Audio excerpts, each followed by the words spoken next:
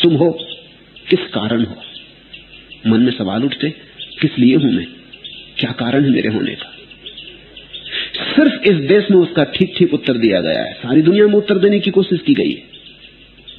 ईसाई कहते हैं कुछ, मुसलमान कहते हैं कुछ, यहूदी कहते हैं कुछ, लेकिन सिर्फ इस देश में ठीक ठीक उत्तर दिया गया है। इस देश का उत्तर बड़ा अनूठा है। अनूठा है लीला के कारण।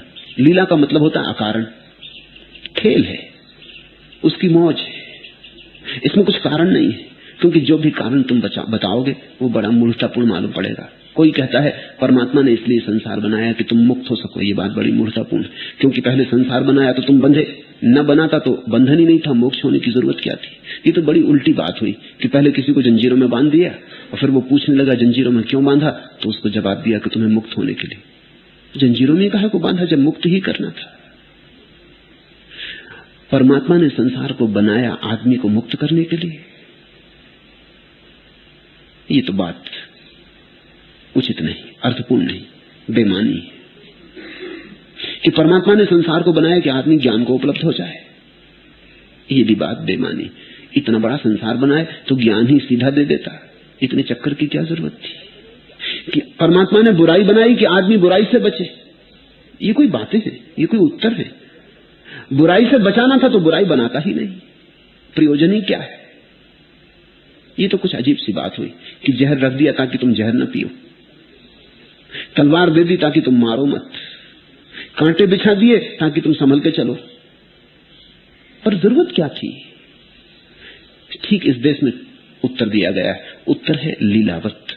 ये जो इतना विस्तार है ये किसी कारण नहीं है, इसके पीछे कोई प्रयोजन नहीं है, इसके पीछे कोई व्यवसाय नहीं है, इसके पीछे कोई लक्ष्य नहीं है, ये अलक्ष्य है। फिर क्यों है? जैसे छोटे बच्चे खेल खेलते हैं, ऐसा परमात्मा अपनी ऊर्जा का स्फुरन कर रहा है। ऊर्जा है तो स्फुरन होगा। जैसे झरनों में झरझर नाद हो रहा है, जैसे सागरों में उत्तुंग लहरें उठ रही। ये सारा जगत एक महा ऊर्जा का सागर है। ये ऊर्जा अपने से ही खेल रही, अपनी ही लहरों से खेल रही। खेल शब्द ठीक शब्द है, लीला शब्द ठीक शब्द है। ये कोई काम नहीं है जो परमात्मा कर रहा है। लीलाधर, ये उसकी मौज है, ये उसका उत्सव है। इस भांति देखोगे तो तुम्हें समझ में आएगा अलक्ष्य स्फुरन इसका क्या अर्थ हुआ। अलक्ष्य स्फुरन का अर्थ हुआ इसके पीछे कोई भी कारण नहीं। पूछते हो फूल क्यों खिलता है, पूछते हो वृक्ष क्यों हरे हैं, पूछते हो नदी क्यों सागर की तरफ बहती, पूछते हो क्यों आदमी आदमी से प्रेम करता है। कभी पूछा जब तुम किसी के प्रेम में पड़ जाते, किसी स्त्री किसी पुरुष के, तुमने पूछा क्यों? कोई क्यों नहीं, कोई उत्तर नहीं। पूछने जाओगे उत्तर न पाओगे, या जो भी तुम उत्तर पाओगे सब बनावटी होंगे, झूठी होंगे। तुम कहते हो मैं इस स्त्री के प्रेम में पड़ गया क्योंकि ये सुंदर है, बात तुम उल्टी कह रहे। ये तुम्हें सुंदर दिखाई पड़ती क्योंकि तुम प्रेम में पड़ गए, ये दूसरों को सुंदर नहीं दिखाई पड़ती। लैला सिर्फ मजनू को सुंदर दिखाई पड़ती थी, किसी को सुंदर नहीं दिखाई पड़ती थी। गांव के सम्राट ने मजनू को बुला के कहा कि मुझे तुझ पे दया आती, पागल, ये लैला बिल्कुल साधारण है और तू नाहक दीवाना हुआ जा रहा। ये देख 1 दर्जन स्त्रियां उसने खड़ी कर दी महल से, इनमें से तू कोई भी चुन ले। तुझे रास्ते पर रोते देख के मैं भी दुखी हो जाता हूं, और दुख और भी ज्यादा हो जाता है कि किस लैला के पीछे पड़ा, काली कलूटी है, बिल्कुल साधारण है, ये देख इतनी सुंदर स्त्रियां। मजनू ने गौर से देखा, कहने लगा क्षमा करें, इनमें लैला कोई भी नहीं।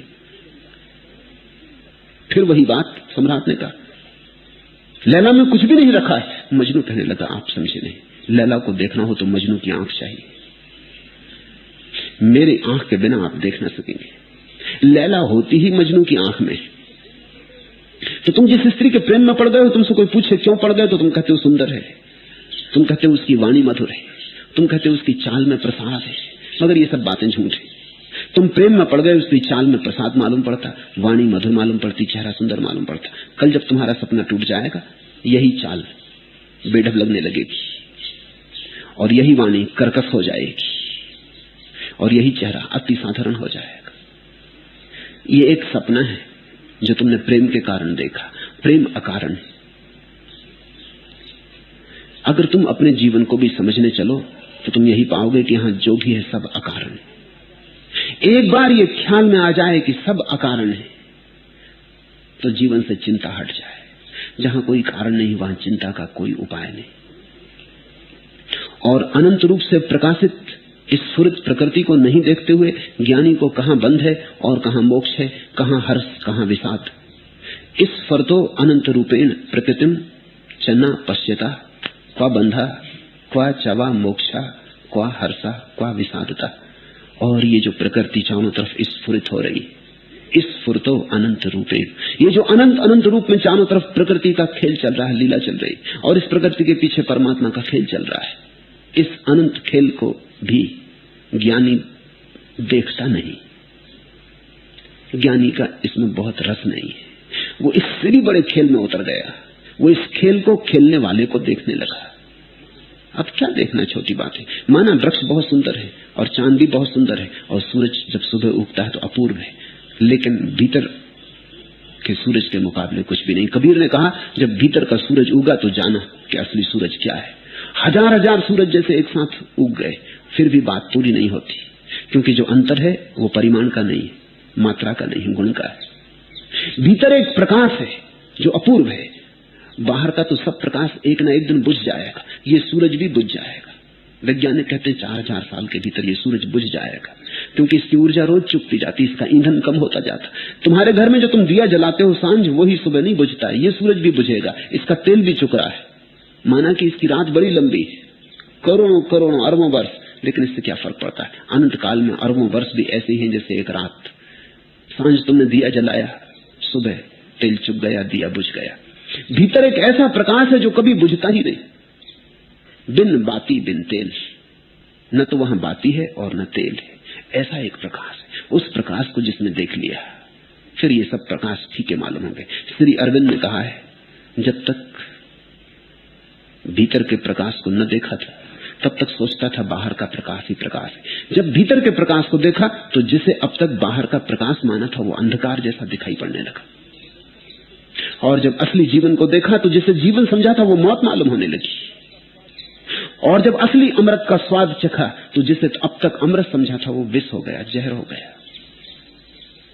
ज्ञानी मूल को देख लेता, लीला की गहराई में छिपे लीलाधर को पकड़ लेता, नृत्य के भीतर नाचते नटराज को पकड़ लेता। बात खत्म हो गई। जब नटराज से संबंध जुड़ गया, नृत्य दिखता भी नहीं। इस फुरतो अनंत रूपेण प्रकृतिम चना पश्यता। फिर ये खेल चलता रहता बाहर, लेकिन ज्ञानी में इसकी तरफ कोई लगाव, कोई रुचि, कोई दौड़ नहीं रह जाती। और जब ऐसी दौड़ ही न रह जाए तो फिर कहां बंध कहां मोक्ष। ये बाहर का खेल ही बांधता है। जब ये बांध लेता है तो फिर मुक्त होने की कोशिश करनी पड़ती। और जिसको भीतर का रहस्यधर दिखाई पड़ गया उसे तो बाहर का खेल बांधता ही नहीं, इसलिए मोक्ष का भी कोई कारण नहीं। दृष्टि तंद्रिल श्रवण सोए अश्रु पंकिल नयन खोए। मन कहां है, क्या हुआ है? लग रहे कुछ भग्न से हो, भ्रम शिला संलग्न से हो, कर रहे हो ध्यान किसका, क्यों स्वयं में मग्न से हो, लग रहे हो समय बाधित, आप अपने से पराजित। हाय यह कैसी व्यवस्था, किस बुरे ग्रह ने छुआ है, क्यों हुए उद्विग्न इतने, पथ प्रताड़ित विघ्न जितने। सोचकर देखो तनिक तो, श्वास है निर्विघ्न कितने, क्या चरण कोई कहीं है, काल कवलित जो नहीं है, हर तरफ तम की विरासत। धुंध है कड़वा धुआं है, तंतु प्रेरित गात्र हो तुम, एक पुतले मात्र हो तुम, इस जगत की नाटिका के क्षणिक भंगुर पात्र हो तुम। इसलिए हर भूमिका में रंग भरो तुम भूमि जामे, बन सको निरपेक्ष तो फिर क्या हुआ, क्या दुआ क्या बद दुआ है। मन कहां है, क्या हुआ है, दृष्टि तंद्रिल श्रवण सोए अश्रु पंकिल नयन खोए। मन कहां है, क्या हुआ है। हम इतने बुरी तरह जो भटके, मन कहीं बाहर है इसलिए भटके। मन कहां है, क्या हुआ है। और ये जो मन बाहर भटका है, कहीं कहीं भटका है, अनंत अनंत संसारों में भटका है, न मालूम कितनी वासना कामनाओं में भटका है। इसकी वजह से हम घर नहीं लौट पाते। ये हमें खींचे लिए जाता, ये हमें दौड़ाए चला जाता। इसकी वजह से हम अपने को नहीं देख पाते। ये सब दिखा देता और अपने से वंचित कर देता। मन कहां है, क्या हुआ है, तंतु प्रेरित गात्र हो तुम, एक पुतले मात्र हो तुम, इस जगत की नाटिका के क्षणुक भंगुर पात्र हो तुम, इसलिए हर भूमिका में रंग भरो तुम भूमिजा में, बन सको निरपेक्ष तो फिर क्या दुआ क्या बद्दुआ है, मन कहाँ है, क्या हुआ है।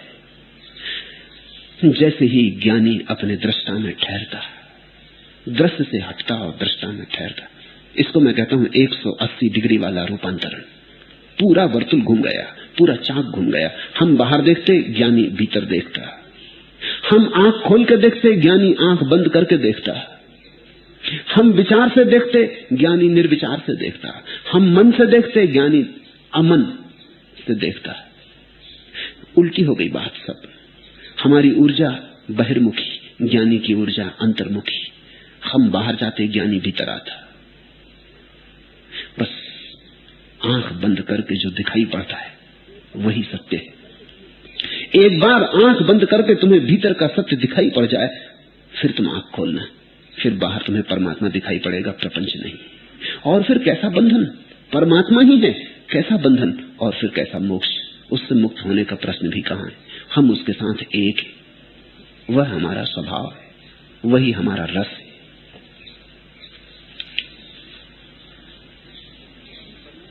अनि ही शोभता है बुद्धि पर्यंत संसारे, माया मात्रम विवर्तते। इस सूत्र को खूब ध्यान से समझना। निर्ममो निरअहंकारो निष्कामा शोभते बुधा। दो शब्दों का भेद पहले समझ लो, बुद्धि और बुद्धत्व। अज्ञानी के पास बुद्धि है, ज्ञानी के पास बुद्धत्व। बुद्धि का अर्थ होता है विचार की क्षमता और बुद्धत्व का अर्थ होता है निर्विचार की क्षमता। बुद्धि का अर्थ होता है ऐसा आकाश जो बादलों से घिरा है, बुद्धत्व का अर्थ होता है ऐसा आकाश जो अब बादलों से नहीं घिरा है। बुद्धि ही जब परम शुद्ध हो जाती तो बुद्धत्व बन जाती। ऊर्जा वही है। बुद्धि ऐसी ऊर्जा है जैसे सोना मिट्टी में पड़ा है, धूल धूसरित कंकड़ पत्थर मिला। बुद्धत्व ऐसा सोना है जो आंख से गुजर गया, कचरा कूड़ा जल गया, परिशुद्ध हुआ।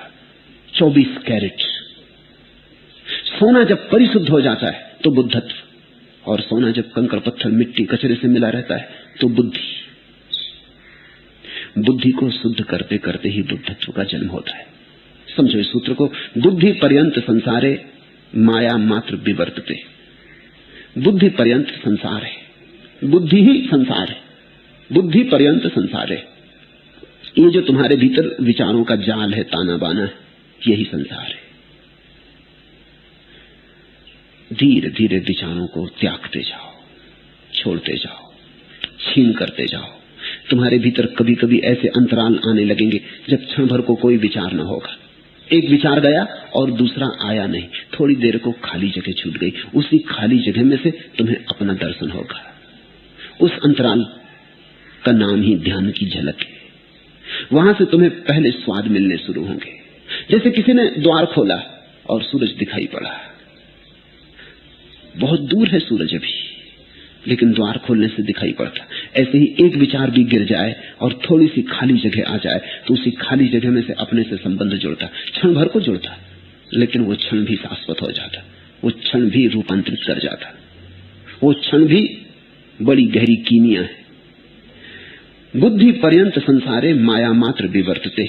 और जब तक बुद्धि है, विचारों से भरा हुआ जाल है तुम्हारे भीतर, तब तक संसार है और तब तक माया ही माया है। इसको ख्याल में लें। संसार बाहर नहीं है, बुद्धि के विचारणा में है। संसार ध्यान का अभाव है।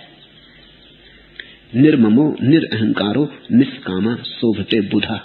और वो जो बुद्धत्व को प्राप्त हो गया, उसके भीतर कौन सी क्रांति घटती? न तो उसके भीतर ममता रह जाती, न अहंकार रह जाता, न कामना रह जाती। विचार के जाते ही ये तीन चीजें चली जाती, कामना चली जाती। बिना विचार के कामना चल नहीं सकती। कामना को चलने के लिए विचार के अश्व चाहिए। विचार के घोड़ों पर बैठ के ही कामना चलती। अगर तुम्हारे भीतर विचार नहीं तो तुम कामना को फैलाओगे कैसे? किन घोड़ों पर सवार करोगे कामना को? निर्विचार चित्त में तो कामना की तरंग उठ ही नहीं सकती। इसलिए कामना मर जाती विचार के साथ, ममता मर जाती। किसको कहोगे मेरा, किसको कहोगे अपना, किसको कहोगे पराया? मेरा और तेरा विचार का ही संबंध है। जहां विचार नहीं वहां कोई मेरा नहीं, कोई तेरा नहीं। जहां विचार नहीं वहां सब संबंध विसर्जित हो गए, सब संबंध विचार के। और तीसरी चीज अहंकार, जहां विचार नहीं वहां मैं भी नहीं बचता, क्योंकि मैं सभी विचारों के जोड़ का नाम है, सभी विचारों की इकट्ठी गठरी का नाम मैं है। ये तीन चीजें हट जाती हैं जैसे ही विचार हटता। इसलिए मेरा सर्वाधिक जोर ध्यान पर है। ध्यान का इतना ही अर्थ होता है, तुम धीरे धीरे निर्विचार में रमने लगो। बैठे हैं, कुछ सोच नहीं रहे, चल रहे हैं और कुछ सोच नहीं रहे, सोच ठहरा हुआ है। इस ठहरेपन में ही तुम अपने में डुबकी लगाओगे, इस ठहरेपन में ही स्फुरना होगी, समाधि जगेगी। बुद्धि पर्यंत संसारे माया मात्र विवर्तते, निर्ममो निरअहंकारे, निरअहंकारो निष्कामा शोभते बुधा। अक्षयम गत संतापम आत्मानम पश्यतो मुने, क्वा विद्या च क्वा वा विश्व क्वा देहो अहम ममेति वा। अविनाशी और संताप रहित आत्मा को देखने वाले मुनि को कहां विद्या, कहां विश्व, कहां देह और कहां अहंता ममता है। अविनाशी और संताप रहित आत्मा को देखने वाले। अक्षयम, मन क्षणभंगुर है। देखा तुमने, विचार ज्यादा देर नहीं टिकता। एक विचार आया आया गया, तुम रोकना भी चाहो तो भी ज्यादा देर नहीं टिकता। तुम एक विचार को थोड़ी देर रोक कर देखो, तुम पाओगे नहीं टिकता। तुम लाख कोशिश करो, वो जाता आता जाता। विचार में गति है, विचार भागा भागा है, विचार पागल है, ठहरता नहीं, रुकता नहीं, स्थिर नहीं होता। विचार क्षणभंगुर है, इसलिए विचार में क्षय है। जहां निर्विचार है वहां अक्षयम, वहां अक्षय की शुरुआत है। वहां तुम क्षण के पार गए, शाश्वत में उतरे। विचार समय की धारा है, और विचार के बाहर हुए कि कालातीत हुए। इसलिए समस्त ज्ञानियों ने ध्यान को कालातीत कहा है, समय के पार। समय के भीतर जो है संसार है, और समय के पार जो है वही सत्य है। अक्षयम गत संतापम आत्मानम पश्यतो मुने। और जो व्यक्ति इस भीतर की अविनाशी धारा को अनुभव कर लेता है, उसके सब संताप समाप्त हो जाते। फिर समझो, जितने भी जीवन के दुख हैं सब विचार के दुख हैं, जितने भी जीवन का संताप है सब विचार का संताप है। किसी ने गाली दी और तुम्हारे भीतर विचारों की एक तरंग उठ गई कि मेरा अपमान हो गया। अपमान हो गया, इस विचार से दुख होता है। खलील जिब्रान की बड़ी मीठी कथा है। एक आदमी परदेश गया, ऐसे देश जहां उसकी भाषा कोई समझता नहीं। एक होटल के सामने खड़ा है, लोग भीतर बाहर आ जा रहे हैं। वो सोचने लगा, क्या है यहाँ, जाके मैं भी देखूं। इतने लोग आते जाते, बड़ा महल जैसा मालूम होता है। गरीब आदमी, गरीब देश से आता। वो भीतर चला गया, वहां अनेक लोग टेबल कुर्सियों पर बैठे हैं, तो वो भी बैठ गया। वो बड़ा प्रसन्न है, बड़ी शीतल है, सब सुंदर है, सुवासित है। और तभी वेटर आया, तो उसने समझा कि मेरे स्वागत में मालिक ने अपने आदमी भेजे। वेटर ने उसे समझने की कोशिश की, कुछ समझ ना सका, तो जो भी सामान्य भोजन था वो ले आया। उसने भोजन किया, बहुत प्रसन्न हुआ, झुक झुक के धन्यवाद देने लगा। वेटर उसको पैसे मांगे और वो धन्यवाद दे, क्योंकि भाषा तो समझ में नहीं आती। वो समझ रहा है कि मेरा स्वागत किया गया। अंततः वेटर उसे मैनेजर के पास ले गया। मैनेजर भी नाराज होने लगा, लेकिन वो समझ रहा है कि मुझे परदेसी का इतना सम्मान किया जा रहा। फिर उसे भेजा गया अदालत में। वो यही समझा कि सम्राट के पास भेजा जा रहा। अदालत बड़ी थी और सम्राट जैसा ही लगता था मजिस्ट्रेट, तो बड़ा झुका। मजिस्ट्रेट उससे बहुत पूछता है कि तूने भोजन लिया तो पैसे क्यों नहीं चुकाए, मगर उसी को समझ में आता नहीं, वो भाषा समझता नहीं। वो जो कहता है मजिस्ट्रेट नहीं समझ पाता। आखिर मजिस्ट्रेट ने कहा, या तो ये आदमी पक्का धूर्त है कि समझना नहीं चाहता, और या फिर महामूर्ख है। जो भी हो, इसको सजा दी जाए। इसके गले में एक तख्ती लटका दी जाए कि यह आदमी धूर्त है, और गधे पे बिठाल के इसकी सवारी गांव में घुमा दी जाए, ताकि लोग जान लें कि इस तरह का काम कोई दोबारा न करे। मगर वो तो बड़ा प्रसन्न, जब उसके गले में तख्ती लटकाएगी तो उसमें हद हो गई, मुझे गरीब आदमी का कैसा स्वागत होगा। और जब गधे को उसे बिठाला गया तो उसकी मगनता का अंत न रहा। उसने कहा ये लोग भी आश्चर्यजनक, क्योंकि वो गरीब आदमी घर पे गधे पे बैठता था। तो उसने सोचा हद है, पता भी कैसे लगा लिया कि मैं गधे पे बैठता हूँ, और अब मेरी शोभा यात्रा निकल रही और बच्चे शोरगुल मचाते और लोग हंसते और पीछे चलते और बड़ा जुलूस चला, और वो बड़ी अकड़ से बैठा। सिर्फ एक बात मन में उसके खटकने लगी कि जब मैं लौट के अपने गांव में कहूंगा तो कोई मानेगा नहीं कि ऐसा ऐसा स्वागत हुआ। आज अगर कोई एक भी आदमी मेरा गांव वाला होता तो मजा आ जाता। अब ये हो भी रहा है स्वागत तो बेकार है, यहां कोई मुझे जानता नहीं, और जहां लोग मुझे जानते वहां कोई मानेगा नहीं। तभी उसने देखा कि भीड़ में एक आदमी उसके देश का खड़ा है। वो आदमी कोई 10-20 साल पहले आ गया था, तो वो बड़ा खुश हुआ। उसने कहा देखते हो भाई कैसा मेरा स्वागत हो रहा। वो आदमी तो उसकी भाषा समझता है, वो जल्दी से भीड़ में सरक गया। वो इसलिए भीड़ में सरक गया कि ये मूड समझ रहा है कि स्वागत हो रहा है। वो इस देश की भाषा भी समझने लगा है, और कोई ये न पहचान ले कि मैं भी इसी आदमी के देश का रहने वाला हूं, कोई मुझे भी ऐसा न समझे कि मैं भी दूर हूं। तो वो भीड़ में चुपचाप सरक गया। और ये गधे पे बैठा आदमी सोचा हद हो गई ईर्ष्या की भी, मेरा स्वागत देख के जलन पैदा हो रही इसको। इसका कभी स्वागत नहीं हुआ, मालूम होता 20 साल हो गए आए हुए। तुम्हें कोई गाली देता है, गाली तुम्हारे भीतर विचारों का एक जाल पैदा करती। अगर तुम गाली को शांत भाव से सुन सको और तुम्हारे भीतर विचार का कोई जाल पैदा ना हो। गाली में नहीं है दंश, क्योंकि गाली अगर तुम्हारी समझ में ना आए तो कोई अड़चन नहीं, इसलिए गाली में दंश नहीं है। दंश तो तुम्हारी विचार की प्रक्रिया में, जब भीतर विचार चलने लगे तो तुम पीड़ित हुए। किसी ने सम्मान किया तो तुम प्रफुल्लित होते हो। सम्मान में नहीं है प्रफुल्लता, तुम्हारे भीतर विचारों की जो तरंगें उठने लगती उनमें। ज्ञानी सुख और दुख में, सम्मान अपमान में निर्विचार बना रहता, जो होता उसे देख लेता, लेकिन उसको कोई बहुत मूल्य नहीं देता, तटस्थ बना रहता, संताप से मुक्त हो जाता है। संताप हम पैदा करते हैं सोच सोच के, हम संताप के लिए बड़ी मेहनत करते हैं तब पैदा होता। हम ऐसे दीवाने हैं कि 20 साल पहले किसी ने गाली दी थी, अब भी उसको संभाल कर रखें धरोहर की तरह, जैसे कोई हीरा जवाहरात हो।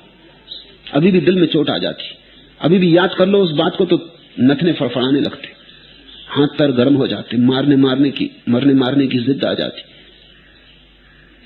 20 साल पहले किसी ने गाली दी थी, एक हवा का झोंका आया और कब का गया, लेकिन तुम उसे पकड़े बैठे हो, एक स्मृति को पकड़े बैठे हो। तुम घाव को भरने नहीं देते, तुम घाव को कुरेदते रहते हो ताकि घाव हरा बना रहे। लोग बड़े दुखवादी हैं। जो मनुष्य इस जगत में आनंदित होना चाहे उसे कोई रोक नहीं सकता, और अगर तुम दुखी हो तो तुम्हारे कारण दुखी हो, कोई तुम्हें दुखी कर नहीं रहा।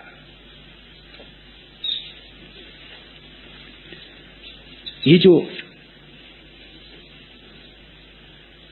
जिस ढंग से हम जी रहे हैं, इस जीने में कहीं बुनियादी भूल हो रही।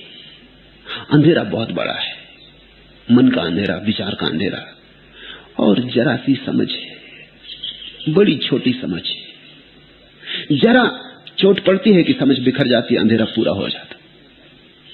जरा चोट पड़ी कि तुम्हारी समझदारी गई। बड़े से बड़ा समझदार आदमी जरा सी चोट में विचलित हो जाता और समाप्त हो जाता। आंगन भर धूप में मुट्ठी भर छांव की क्या बिसात हो न हो। अंतर की पीर कसे, अधरों पर हाथ हंसे, उलझन के झुरमुट में किरणों के हिरण फंसे, शहरों की भीड़ में नन्हे से गांव की क्या बिसात हो न हो। ढहते प्रण हाथ गहे, टटने आघात सहे, भावी के सुख सपने लहरों के साथ बहे, तूफानी ज्वार में कागदिया नाव की क्या बिसात हो न हो। भेद भरे राज खुले, सुख दुख जब मिले जुले, बावरिया दृष्टि धुली, आंसू के तुहिन घुले, कालजयी राह पर क्षणजीवी पांव की क्या बिसात हो न हो। हमारी समझ बड़ी क्षणजीवी है, हमारे पैर बड़े कमजोर, हमारी बुद्धि तो ऐसी है जैसे बड़े गहन अंधकार में जरा सी रोशनी है, बस जरा झिलमिलाती रोशनी है। अब मरी तब मरी।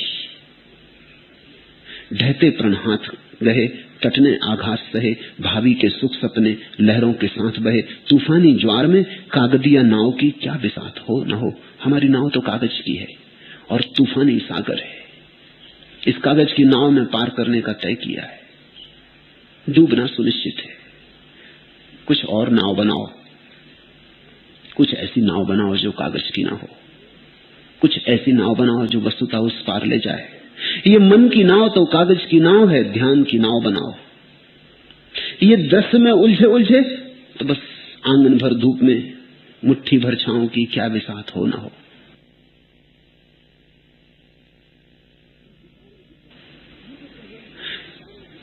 ये जो तुम्हारी अभी विचारों के द्वारा जो तुमने थोड़ी सी समझ का भ्रम पाल रखा है, ये बहुत काम नहीं आता। आंगन भर धूप में मुट्ठी भर छांव की क्या बिसात हो ना हो, ये जरा जरा में खो जाती, ये कभी काम नहीं आती। जब जरूरत नहीं होती तब तो मालूम होती, जब जरूरत होती तब खो जाती।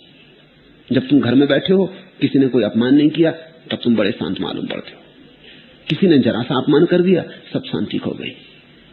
जब फिर शांत हो जाओगे तो फिर सोचोगे कैसी भूल हो गई, न करते तो अच्छा था। अब ये बड़े मजे की बात है, तुम्हारी समझ तभी आती जब काम नहीं होता, और जब काम होता तभी खो जाती।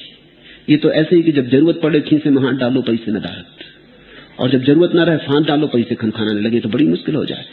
जब जरूरत हो तब गरीब, तब बैंक देने को तैयार नहीं, और जब जरूरत ना हो तब बैंक कहती आओ आपका ही है सब। मगर जब जरूरत ना हो, तुमने ख्याल किया तुम्हारी समझ तभी काम आती जब काम की नहीं होती, कोई जरूरत ही नहीं होती। हाँ, शास्त्र पढ़ रहे हैं तो तुम बड़े बुद्धिमान होते। बाजार में, दुकान पर, जीवन के संघर्ष में सब बुद्धि खो जाती। भेद भरे राज खुले, सुख दुख जब मिले जुले, बाबरिया दृष्टि धुली, आंसू के तुहिन घुले, काल जई राह पर क्षणजीवी पांव की क्या बिसात हो न हो। पांव है बड़ा क्षणजीवी। ये जो विचार के चरण हैं, इनसे तुम अनंत के द्वार तक न पहुंच पाओगे। कोई और पैर चाहिए, कोई और ज्योति चाहिए जो इतने जल्दी जल्दी बुझ न जाती हो। ऐसी ज्योति चाहिए जो बुझती ही ना हो, कालजयी ज्योति चाहिए। ऐसा कुछ चाहिए जिसे मृत्यु भी मिटा ना सके। अभी तो किसी ने गाली दी और मिट जाता सब, अभी तो किसी ने सम्मान किया कि तुम डमाडोल हो गए, अभी तो 2 पैसे हाथ लग गए तो तुम फूले नहीं समाते, 2 पैसे गिर गए तो आत्महत्या का विचार उठने लगता है। अभी तो बात बड़ी छोटी है, मौत आएगी तो तुम कैसे समझोगे, और मौत आने वाली। इसलिए तो लोग मौत से इतने डरते हैं। बुद्धि से काम न चलेगा, बुद्धत्व चाहिए। अक्षयम गत संतापम आत्मानम पश्यतो मुने, वही हो पाता है संताप से मुक्त जो अविनाशी के साथ अपना संबंध जोड़ लेता, अविनाशी के साथ, अकाल के साथ, जो कभी अंत नहीं होगा, उसके साथ जो संबंध जोड़ लेता, वही संताप के पार हो जाता है। और ऐसी आत्मा को देखने वाले मुनि को कहां विद्या, फिर उसको शास्त्रों में नहीं खोजना पड़ता, शब्दों में नहीं खोजना पड़ता, विद्या की कोई जरूरत ना रही। उसके भीतर ही द्वार खुल गया ज्ञान का, मंदिर के पट अपने भीतर ही खुले। अब उसे किसी शास्त्र में नहीं जाना पड़ता, स्वयं का शास्त्र उपलब्ध हो गया। जहां से सब शास्त्र जन्मे हैं, सब वेद कुरान गुरु ग्रंथ जहां से जन्मे हैं, वही स्रोत उपलब्ध हो गया। उस मूल स्रोत से संबंध जुड़ गया। अब बासे सिद्धांत और बासी धारणाओं की कोई भी जरूरत ना रही।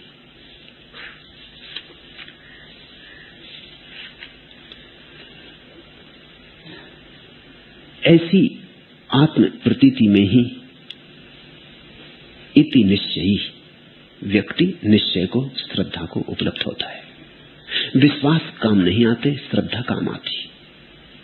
विश्वास बचकाना है, संस्कार मात्र है, श्रद्धा अनुभव है।